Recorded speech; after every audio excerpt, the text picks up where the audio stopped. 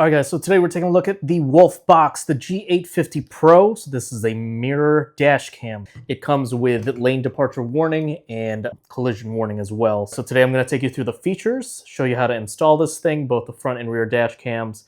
I'll show you how the app works, and then I'll show you some clips to show you the video quality as well. So let's take a look at what it comes with. Of course, it's going to come with that mirror. Now, as you can see, this will actually act as a regular mirror. So for whatever reason, if you just want to completely turn the dash cam functionality off, you can just use it as a regular mirror. But it does also come with the rear dash cam here.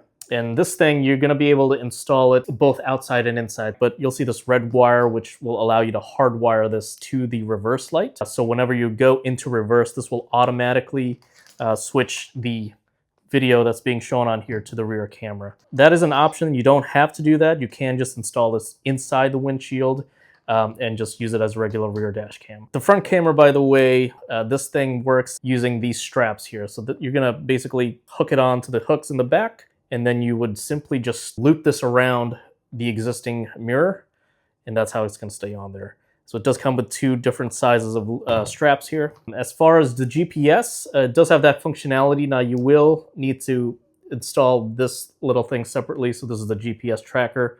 Then you would just connect this to the top of the mirror. So the top is where you would also plug in the power cord. The nice thing about the power cord is that it does have a USB outlet on the other end there, so it's not going to hog up the power source. The rear camera as well, you're just going to plug this jack right into the top as well. You'll see that there is an SD card already included. So this is a 64 gigabyte Lexar SD card. As far as the buttons, there's literally only one button. It's right at the bottom there, and that's going to be the power button. So with that being said, the way you're going to really be able to control this thing is right through the touchscreen itself. So I'm going to go ahead and show you now the onboard menu and all the things that you can do with this mirror dash cam.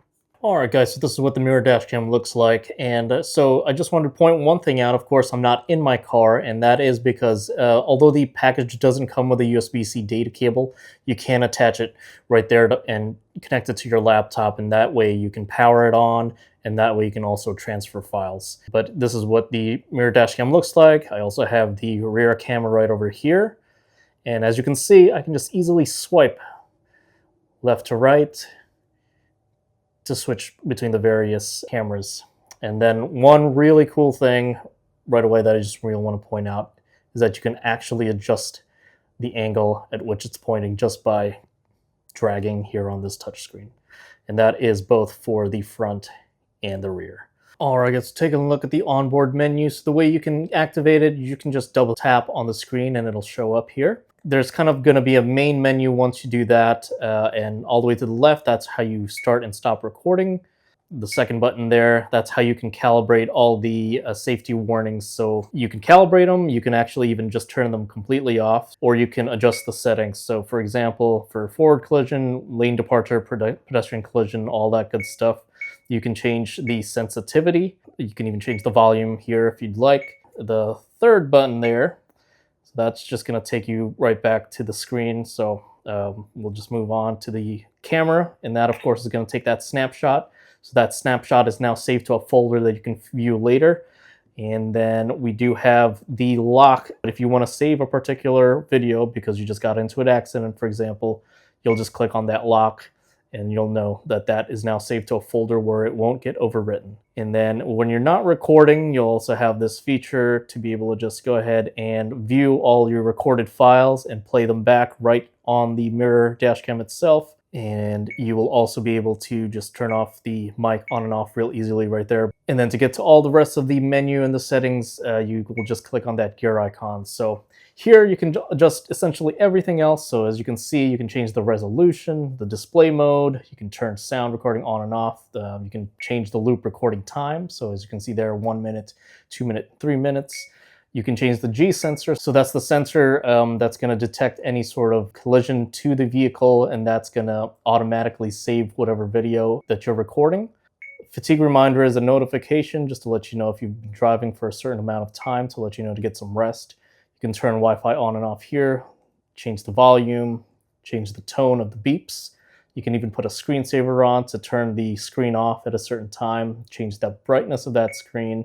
And you do also have the voice control options, so you can turn that on or off if you'd like. So here's a little demonstration of that. Turn off screen, turn on screen, turn off recording, turn on recording. Smart Drive is just the same thing as adjusting the safety features. Here you can flip your camera either through the vertical line or on the horizontal. You can adjust the reversing line using this option here. So parking mode, you do have the option to purchase a hardwire kit separately to be able to go into parking and Sentry mode. And then you can adjust the various settings that will be displayed on the screen through these settings here. All right, so you also use the app. So let's take a look at what you can do in the app now. All right, guys, so taking a quick look at the app. So as you can see here, you'll see a preview of the front and rear right at the top there. At the bottom right, you'll see the camera settings. So this is where you can adjust the settings that we saw in the menu, such as turning sound recording off, changing the video resolution. But probably the most important thing you want to do while you're in the app is to download these files. So you just click on camera files at the bottom left. So just click on any one of these. At the bottom left, you click download. It will download it, and then you can view the downloaded files at the bottom. Press into that particular file, and at the bottom right you'll then see the save button. So if you click on that, that's how you save it to the actual phone's album app. Okay, so here's some daytime shots just to demonstrate the video quality. As you can see, it is very clear and very sharp as well. And here's some from the back. Just don't make the same mistake I did and make sure your camera is placed away from the defrosting lines, because it will kind of blur the image as you see here. And then here's an example of the nighttime front camera as well as the back camera.